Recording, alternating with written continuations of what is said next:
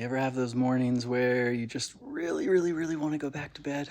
Ah, today was one of those days. My 2-year-old had me up at like 5 in the morning, and usually she gets up like 6:15, 6:30, and I took her out of bed, and I'm showing her that it's still nighttime and trying to explain that we need to go back to bed. And we just started having our kids share rooms about 5 weeks ago. And yeah, now she's crying and waking up the 5-year-old, and then I'm feeling all guilty, and maybe we would just let them cry out if they were not sharing rooms, but that didn't feel like an option. So it's just like, all right, I guess my day is starting at 5, and it's now 7:45, so it's been like 3 hours.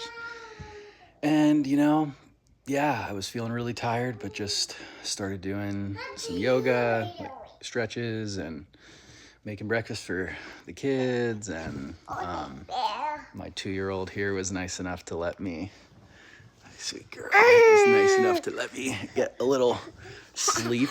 I put on an eye mask while she was watching TV for that first hour and didn't sleep, but was able to, I don't know, rest at least. So yeah, but just wanted to say you're not alone if you have those days or those mornings where you just wish you could crawl back in bed, but you can't because of obligations and responsibilities like kids or work or whatever it is that's going on. And I've was catching my brain like fixated on why did this happen and 5 a.m. and I'm tired. And as I'm repeating these negative thoughts in my mind, it makes me continue to not feel good. And so just wanted to share, if you're going through that, something that helps me when I'm having those hard times is trying to control that narrative in my mind and really stop the narrative and just be present. Like right now I'm recording this awesome video and holding my beautiful daughter,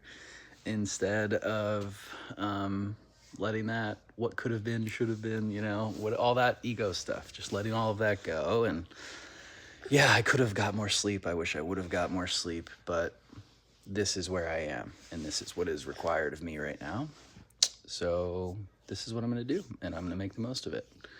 And I don't know. It's kind of like compartmentalizing, just like putting all that anger and frustration from this morning into a little box for later and enjoying my morning with the girls. So I hope you have a beautiful morning and a beautiful day, whoever you are.